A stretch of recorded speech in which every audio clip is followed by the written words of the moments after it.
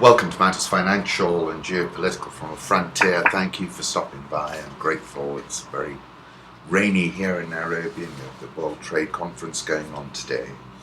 Home thoughts. Let me start with Goethe. Magic is believing in yourself. If you can do that, you can make anything happen. It's very true. And then few people have the imagination for reality. Political reflections. Let me start with a very interesting piece in the New Yorker. Negotiating the whirlwind. Can Secretary of State John Kerry break through in Syria? And let me read you a few snippets. Despite the codes of his class, however, Kerry was never entirely subtle about his ambitions. When he was in prep school, his classmates used to play Hail to the Chief to him on the kazoo. And then describing a dinner with the Secretary of State, looked up from his halibut, an ill wind of panic swept the oblong plane of his face, from the thick thatch of grey hair to the improbably long and thrusting chin. Kerry's visage is immense, and in its implacable resting expression resembles one of the monolithic heads that rise from the loam of Easter Island. That was particularly good. As Secretary of State, Kerry spends much of his life on board a worse-for-wear government jet, a Boeing 757. Both Kerry and Clinton have often had the humbling experience of the plane breaking down, a blown tire, a leak in the auxiliary fuel tank, electronica problems. The President has admired Kerry's energy and sense of commitment since they worked together on the Senate Foreign Relations Committee, although a number of sources told me he occasionally ribs Kerry for his more headlong efforts. And yet the two have markedly different temperaments and views of what the United States should attempt to achieve, particularly in the Middle East. Obama sees the region in the throes of historical turmoil, Sunni versus Shia, civil war in Syria, threats to national boundaries drawn by France and Great Britain a century ago, threats to the stability of Lebanon, Jordan, even Saudi Arabia. Having seen one intervention after another fail, he is determined to act with restraint. Saying the dispiriting reality of American foreign policy in the 21st century has been neatly summarized in Politico. In Iraq, the US intervened and occupied, and the result was a costly disaster. In Libya, the US intervened and did not occupy, and the result was a costly disaster. In Syria, the US neither intervened nor occupied, and the result is a costly disaster. Then talking about his views on Assad in 2010, before the Arab uprisings, Kerry met several times with Assad in Damascus at Obama's request. The administration wanted Kerry to see what kind of Syrian-Israeli agreement he could help forge. Assad expressed concern that the economic isolation of Syria and its crippling unemployment was building up an enormous strain, and that the regime could fall to a fundamentalist-led revolt. Walid Muallim, Assad's foreign minister, told one of Kerry's aides, "If we don't succeed in opening up our economy, you'll come back here in 10 years and you'll meet with Mullah Assad." Kerry shook his head at the memory of it. At dinner in Damascus, Assad told Kerry and Heinz about how his mother could no longer go to a local mosque dressed in a skirt. He talked about how female college classmates, professional women, were now in hijab. "We want to be a secular country," Assad said, according to Kerry. "We don't want to be inundated by this." Then describing walking off a plane which took off into the darkening sky for Saudi Arabia. "We arrived late in the evening, which was perfect because Saudi officials, like moonflowers, bloom at night." The Foreign Minister Adel Al-Jubeir greeted Kerry on the tarmac. There was an appropriately masculine embrace, the pool reporter noted. They each grabbed the other's upper arm with the traditional Arab kiss on each cheek. Although there was no actual skin contact, you could say it was more of an air kiss. After talking for a while at the airport, Kerry and Joubert got in cars and headed to Diriyah Farm, the country residence of the Saudi King Salman. Salman had been on the throne only since the death of Abdullah in January, but he is 79 and in spotty health. He reads his talking points off an iPad. Intelligence agencies are already at work trying to sort out who might succeed him. Kerry entered an opulent reception area that the pool reporter aptly described as a sunken living room the size of an NHL rink. Aides in robes sat along the walls. Glance at the men, the Pooler noted, and you know that it has been a long time since Richard Burton, the 19th century British explorer, observed that he had never seen a fat man in the desert. Finally, Kerry met the king in a smaller room. "I'm happy to see you," the king said through his translator. "I'm happy to see you," Kerry replied. "This is my favorite palace. I love this place." "This is our original hometown," the king said. When Kerry became secretary, the Saudis were still angry at the administration for, in their eyes, betraying a reliable ally, autocrat like Hosni Mubarak. What if the House of Saud came to such a pass? The Saudis were also dismayed by Obama's reluctance to attack Syria. Turki al-Faisal, the former director of Saudi intelligence and a member of the royal family, said in 2013 that Obama's failure to follow through on his red line warning would be funny if it were not so blatantly perfidious. You know my thinking about that. That was a trap laid by Erdogan. The focus of the meeting for Kerry was to nail down what had been raised in Vienna the day before, talking about the Iran talks. And then it ends on Veterans Day. He went to Arlington National Cemetery to visit the grave of one of the closest friends he lost in Vietnam, Richard Pershing, the grandson of General John J. Pershing, the commander of American forces during the First World War. When he got there, he saw that there was a crowd around Black Jack Pershing's grave. Rather than attract attention, he ducked behind a tree and chatted for a while with a military bugler who was there to play taps. After the crowd dispersed, Kerry walked in his pained, ambling way along the rows of graves, countless graves, stone after stone, marking war after war.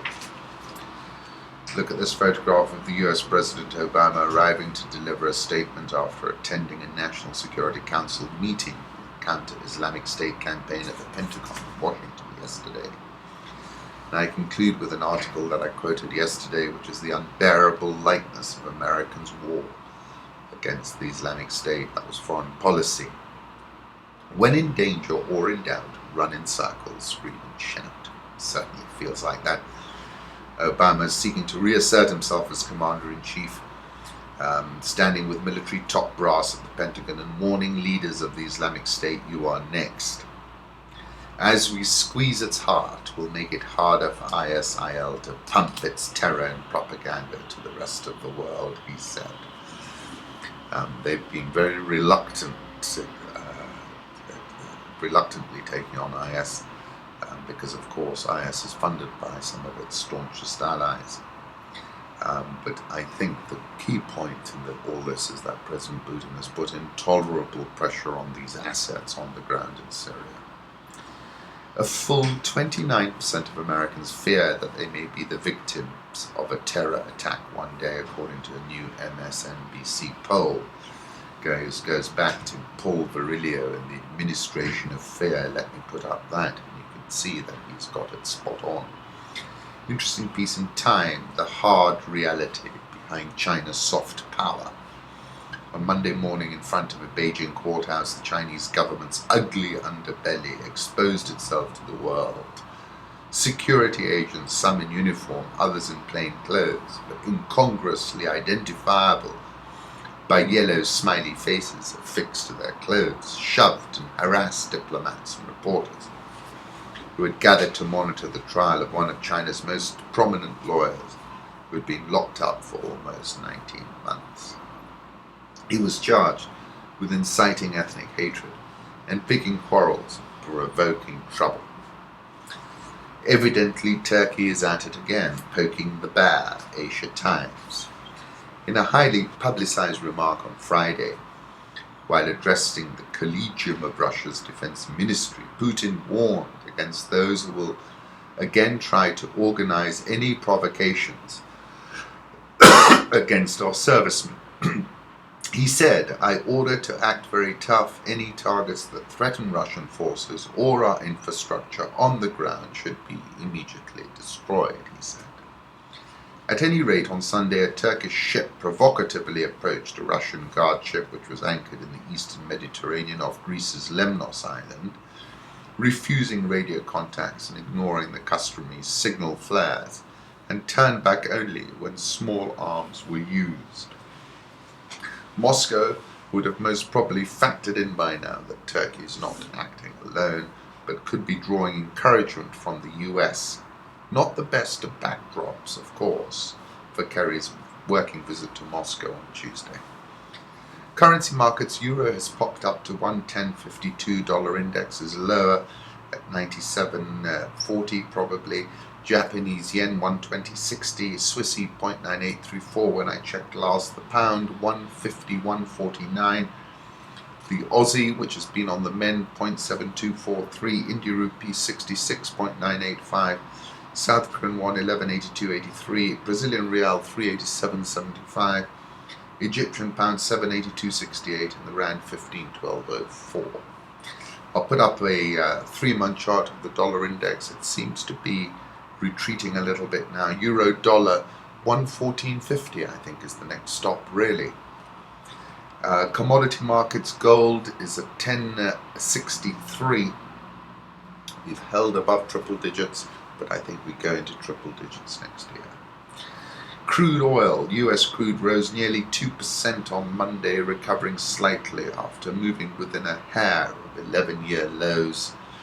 Both US and global benchmark crude, Brent crude, have been tumbling downwards since an OPEC meeting December the 4th. Early in the day, both Brent and US crude futures fell by as much as 4%, their lowest level since the start of the 2008 financial crisis, before turning around midday in the United States. I'll put up a 6-month chart of WTI. I think we're going to see a 20 handle now. This looked delicious. Pine leaves smoked mackerel at Oiji via the New York Times. Creamy, tender, rich with a Christmas tree scent. Oiji's mackerel tastes as if it swam upstream until it got lost in a mountain forest. Sub-Saharan Africa, Angola is seeking to narrow the gap between the Kwanza and its official and its black market rate. The measures will start seeing results next year, De Moraes told reporters in Luanda. He declined to say whether a devaluation of the currency was an option. The Kwanza was unchanged at 135.314. The currency trades at about 270 to 280 Kwanza per greenback on the black market. Mozambique lifted lending rates by 150 basis points to 9.75%. The Metical has been under phenomenal selling pressure. South African all share down 3.39% year to date. I wrote about this over the weekend before I learned that Van Rooyen had been fired as well. And I said the acrimonious exit of Nene hits Africa's economy.